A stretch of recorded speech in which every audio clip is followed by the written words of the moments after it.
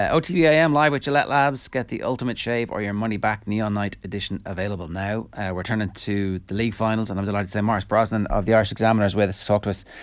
Really, we're going to focus on the Division 1 and 2 finals at the moment. Let's start with the Dubs and Derry. I'd love to know what would have happened if Derry had kept Dublin out for a little bit longer. At what point did you feel like Derry's resolve/interest in the fixture waned, Maurice? This is a very simplistic answer, but when Conor Glass went off, I think Roy Gallagher has made a big play about the fact that he's a smaller panel than basically everybody else. I think they're working off a panel of 29 versus the typical 36. And when you pull their star midfielder and throw on top of that the fact that their best man marker and Chrissy Mackay both missing, it just felt like the wheels kind of came off from that point on. So, Jerry, I know there's a lot of talk maybe about the Derry structure and the way they were carved open. I just think you pull two key players, they don't have the depth to cover for that. So suddenly James McCarthy was saying lovely he could track Brendan Rodgers over every inch of the ground, and he did a great job on him. There was no real good matchup for Fenton, and Dublin just from that point on they tore him to shreds. I don't think there was. It's a very simple answer, I know, but I don't think there was too much more to it than that. And is that defensive structure that was not evident? Like, because the goals that Dublin did score represented about a 50% conversion rate or even less in terms of goal chances. So was that just Derry being vanilla because they don't want Fermanagh or whoever else later on in the year to see? I can't understand how Derry go from being really good in Derry against Dublin to having themselves carved open so much, unless it's down to the Dubs and a few long balls in, and also Con being Con again. So there's two parts to my answer to that. I think the first thing is that sometimes I find it curious. People point to defensive structure in a situation like that, or even you look at I know we're going to talk about the Division 1 game in a second, but the amount of goal chances Galway coughed up, and some people might point to Conor Loftus, for example, their centre back, and so oftentimes I think when you watch it back, the damage is happening further out the field. It's an untracked runner. It's John Maher for Galway, for example, and maybe nobody would have expected him to get as much leeway as he did, but his probing runs, nobody's able to track him, and suddenly then it's kind of like a domino effect, from that point on. And that's what I thought that happened in the Dublin game as well. These runners punching from deep. Now, I did think, I don't say this too often, Jerry, I thought Desi was very interesting after the game, that when he's talking about the amount of work they've done on goals, and especially when you take this in the context of the goal chance that they did not take against Derry, when Kieran Kenny looks across, or we don't know if he saw it was Acosta on the back post, wasn't it? But he decides to fist over for whatever reason. I don't think that's going to happen again for Dublin this year, to the extent where at times I thought they were actually overplaying it at the weekend, and some of the chances they didn't take, Newcomb's in particular, you would wonder about, but the fact that they were so determined to carve out goal chances was a fairly ominous warning, I think, to anybody else who's going to come up against them this year, that they put that right. Will there be a psychology, Maurice? Like, there's a distinct possibility that Derry and Dublin will meet again at some point down the line in the championship this year, like in some form. Like, will yesterday have a bearing? Do you think there's going to be a little bit of a scar given how many goals they conceded? That just isn't a Derry thing to do. Or do you think Rory Gallagher will take a lot from yesterday and say, well, Jesus, it was a one-off, we'll learn from it? Yeah, it's funny you say that, Shane. I don't know if it's a psychological damage in terms of playing against Dublin versus playing in Croke Park. It was often a criticism that I wasn't necessarily sure about, that will this system hold up in Croke Park? And they've been carved open for goals, whether you like it or not. The last two times they played there, Galway did it to them in a very similar fashion. It has to be said, this quick break out, that was one thing that was noticeable with Dublin, is that it reminded me a bit of, it was kind of 2012, 2013 tactics, where you've got a lot of players behind the ball, but as soon as you turn over, you're determined to break as quickly as you can. Tom Lahiff had a goal chance in the first half, which was remarkably similar to that, which was basically, we have the ball and it's a ball run, then everybody is flooding forward. So from that perspective, I don't think it's a necessary association with Dublin. The fact they bet Dublin already this year, I don't think there'll be much sway with yesterday. But I do think the idea that will this style hold up in Croke Park is now, it's a live question, definitely. We're constantly talking about Stephen Cluxton, and I know it's probably something that Desi Farrell would love to just go away, but the reality is he's sitting on the bench and he's one of the greatest footballers of all time. Should he or will he play any part in the championship for Dublin, do you think? No, that's my answer. Go on. I agree with you, Jerry. Yeah, how can you look at what David Hannon has done, to my mind, the standout goalkeeper across both divisions. So is he just year. in for his leadership or He's experience in because they in have the an group? injury crisis. I think everybody's making far too much of this. They have an injury crisis. Evan Comerford, who was their first choice last year, isn't going to be available until later in the championship, is what Desi said on Dubs TV last week. The under 20s goalkeeper is injured as well. This guy is available to them. I think that's all it is, right? Yeah, it's not the most interesting conversation if we're all in agreement with each other, but I 100% agree with you. I think just go back over the league. Hannon has done nothing wrong. I think they scored 1-2 off his kick out yesterday. His save actually yesterday was brilliant. He made a great save from Kieran Downs in the Loud game the week before that. Go back to the Cork game, he basically saved them that day as well. He's done everything that has been asked of him. There's no way you could point to something in his performance. If he's dropped for Cluxton come the championship, I think it sends a really bad message, to be honest. So I agree with you. I think it's fit in for a void. Comerford did very well last year. We weren't sure if Hannon was able to deputise for him. It turns out he can. Let him at it. I think if Comerford was fit, they wouldn't have made the SOS call. Because, if Hannon gets injured or gets sent off in a game, who are you going to? And they obviously didn't feel like they had enough depth. But now if you're going to Cluxton and he's the cavalry and he's happy with that role, then I think that's relentlessly positive, as opposed to this it's desperation. Anyway, we'll have that conversation again with Tommy later on in the week. We not to labour the point on Dublin, but Mannion didn't start yesterday. Obviously Jack McCaffrey still to come back into the team as well, and then you have a few others, like if Howard is still a first choice, I'm not sure he's going to get back into the team this year, but for first 15-20 minutes I thought this isn't great, and then they managed to break Derry's resolve, and they looked like they were a team kind of reforming, kind of reassembling some sense of identity and confidence, and notwithstanding really poor shooting for points, Dublin look pretty good, and they look like, again, they're a team who don't have to peak for another month and a half, really.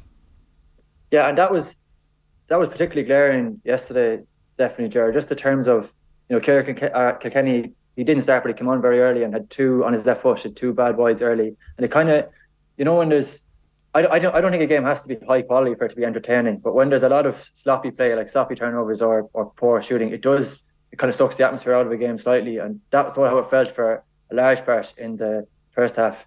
And then a guy who the word gets overused, but I do think he is really underrated is John Small, and he comes up and has a great goal chance, blast over. He obviously gets his goal in the second half, but I think he's been, if you go back to 2015 when Dublin bet Kerry, there's not as many of that team left. Well, Cluxton obviously is back now, but even still, there's not as many of that team left as you would think.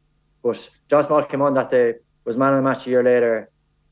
He's ultra consistent. I would say you could point to nearly every other player and say they've had loads. I'm not saying he's the best player by any stretch, but the level he brings every single week, he brings it consistently. And he did it again yesterday. He was man of the match.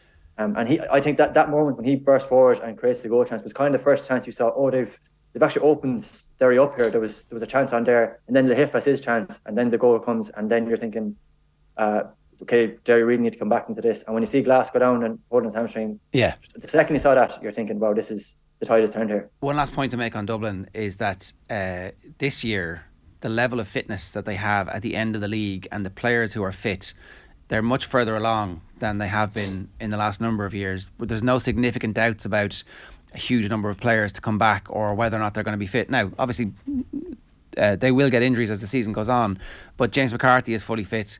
Conor Callaghan is fully fit. We haven't had that at the end of the league. John Small is fully fit at that.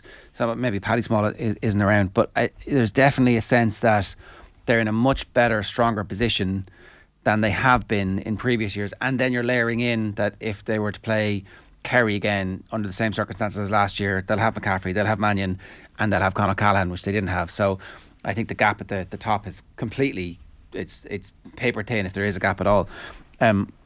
What about the First Division final then? Obviously, in the aftermath of it, Mayo are happy and trying to celebrate, but not too much because they have a massive game next week.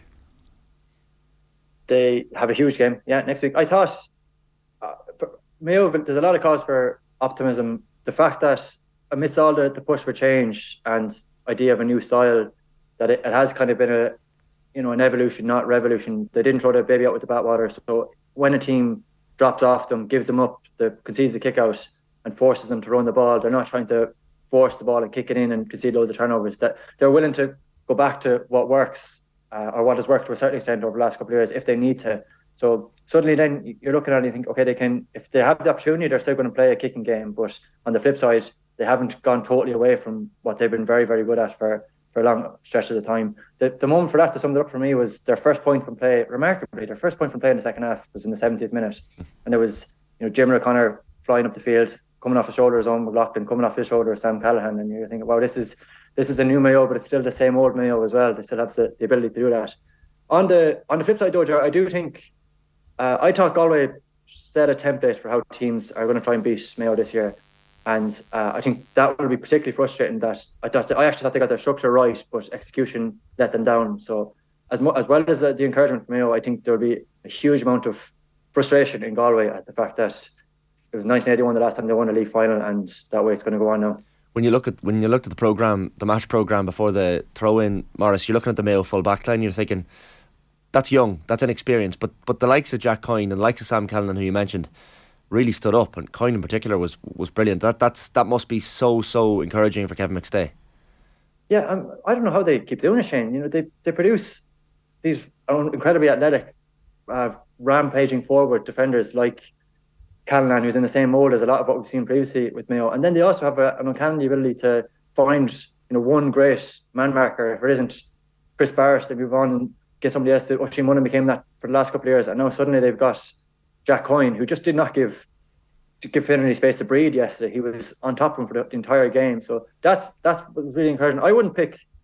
I know Galway created a huge amount of goal chances. As I mentioned earlier, I think a lot of the damage was happening further out the field. It was John Maher's goal chance is a classic example. It's a guy who's running forward from deep and maybe not necessarily being tracked. The one match we thought actually Mayo had a huge advantage, it turns out didn't pan out, which was in midfield, and Galway probably got on top there. But in terms of defensively, Mayo are very strong there. What's new? And Galway, I guess, you mentioned the midfield battle, but Killian McDade's not there. But you look at the Galway panel, and it's certainly compared to 3 or 4 years ago, there's a lot more strength and depth. Like, the players coming off the bench all of a sudden are making a real difference. Now, yesterday they struggled, but overall, you would think there are shoots of positivity for Joyce as well. Yeah, and it's a very unfair comparison because Galway have a huge amount more players, and 3 of their clubs were in junior, senior, intermediate All-Ireland semi-finals this year. But I was looking at Derry and saying, you pulled their star midfielder and star defender out of the team, and then you flip it and you look at Galway, and they're without McDade, and I know Silker, Malloy aren't going to be back, but it's very similar. The fact, and Galway have just developed a lovely bit of depth this year, kind of under the radar, I would have said. John Maher, for example, I think that's just a remarkable story, and amidst all the talk about Ian Burke and Peter Cook being recalled, maybe it didn't get the attention it deserves, but this is a guy, lads, in 2020, Mayo destroyed Galway in the league. I don't know if you remember that in Tuam during COVID, and John Maher made his debut that day, was taken off at half time, and I'd say there's a lot of people, if you talk to them around Galway, who thought we would never see him again, and he doesn't get called into the Galway squad for 2021 or 2022, but has a brilliant year with his club. John O'Mahony took over Sáchel Knockcara, and he logged a brilliant year. Told John O'Mahony, by all accounts, at the very start of the year that he was hoping to log a great campaign and then get back in with Galway. Did it. He said we weren't sure if we were going to see much of him. He was an unused sub against Mayo at the first game of the league this year. Came on against Donegal, was really good, was excellent against Tyrone, and now kicked 2 points against Kerry last week and was probably the best midfielder in Croke Park in the Division 1 final yesterday. So that rise is remarkable. I don't know how they managed to accelerate the growth that they did, but he's a huge find for them, because if you go back to the All-Ireland final last year, I thought Conroy kind of ran out of legs and they didn't really seem to have a replacement field option now. And now that's just one of many positions they suddenly have depth in. It's come to a boil nicely. Like, it's unfortunate that we have the provincials to waste our time for the next 5 or 6 weeks. It is. I think there still is an element of intrigue. I have to say, you will still get the Mayo Roscommon game will still keep you entertained. Armagh, even if they do get over Antrim, you're suddenly looking ahead to watching Cavan at the weekend, and that could be a very tantalising game. And the great thing about those games, at least I think anyway, Ger, is I think all those teams are going gung-ho to win a provincial title. I don't think there will be any shadow boxing there. So you're looking at Leinster and Munster, and it's probably hard to get too excited about a lot of what we're going to see there. But there still is still is enough to kind of get your fix if you need it. Oh yeah, we do need our fix. I'm being mildly facetious about there being, like, obviously that Roscommon game now. Roscommon are delighted, I'd say, that Mayo came through that, and that there will be just that little bit of we've done something, and they'll be absolutely ready to puncture it next week. But to the point about Galway, right? Like, I do think Pádraig Joyce deserves a lot of credit for his ability to change and learn, and he's a different character now from the one who came in and announced boldly that I'm here to win All Ireland and we're going to do it the old school traditional Galway way. He's a much more nuanced and polished and humble and therefore better manager than he was when he arrived, I think it's fair to say. I agree with you, yeah. And yes, there was a perfect example of that. I don't think, if you had said that Galway were going to concede, kickouts, drop off, it was just classic Cian O'Neill yesterday, wasn't it? Once they get to the 45, they kind of really hit hard and honest. And if it wasn't for some maybe questionable freeze, like, they limited Mayo to 4 points in play yesterday. I think they had more turnovers than Mayo did. It just, the other end, those kind of chances, but really not them. There was if you include Johnny Heaney's, which you probably should, there's 5 goal chances. Of the 4 saves, 2 were brilliant, I thought. On top of that, then you've got, like, is it 3 or 2 missed 45s and 1 missed free from Walsh? Comer misses the mark, and that's the Hawkeye one as well. That clips the post. So from that perspective, I think Joyce, there's maybe 3 parts to this, if you want, Jared. There's the initial kind of all the optimism, then suddenly their style gets slightly exposed.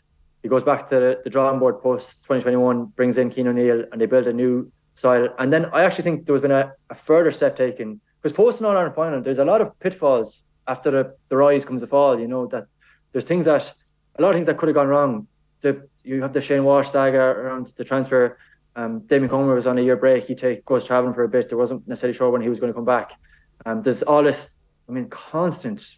I feel like I bring this up every time I talk to you, Jerry, but the constant kind of toxic narrative around a goalkeeper like Conor Gleeson. I don't think that's.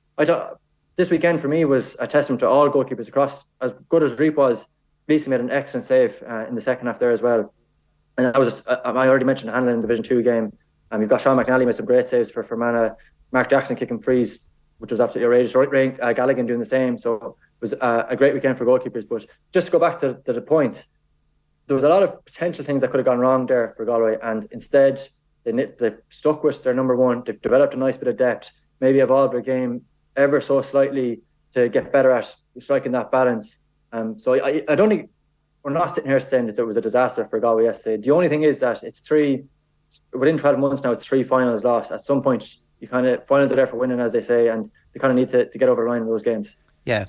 You were tweeting yesterday, Maurice, as well about Tommy Conroy, and I think I was in the stadium myself, and it is one of those things where every time he gets the ball, you do expect something to happen, and it's just lovely to see a footballer every time he gets the ball take the defender on, and it's just beautiful to watch. He's an exciting talent for Mayo this year as well. Shane, you are preaching to the choir. I have to say, I completely understand why, if you're coaching an inside forward now, you'd be telling him he needs to strike a balance between laying it off and coming on the loop, and you can't always drop the shoulder and take a guy on. But it is just so exciting that there still is a guy who's willing to do that, who his first instinct when he gets the ball in his hands is, I'm going to drop the right shoulder and I'm going to take you on. And if that doesn't work, I'll drop the left and I'll take you on that side. And it just, you mentioned beating the ground yesterday. I genuinely did think it was electrifying anytime he got on the ball, that you knew, okay, this is what he's going to do. And it could end up a multitude of ways. I thought the free he got at the end was very soft. I thought he was lucky there. But just the fact that you have a guy who, there still is space for a guy to put the head down and take a guy on. How long have we been saying for the last couple of years we'd like to see Conor Callahan do a bit more of that? The fact that we have a guy who, that's his first port of call always, is to go and have a go, I think is a good thing. And I wouldn't be necessarily discouraging him from doing it. Maurice, we've got to leave it there. Good stuff. Thanks a million. Cheers. Thanks, lads. Maurice Brosnan there with his thoughts on the weekend's league fixtures.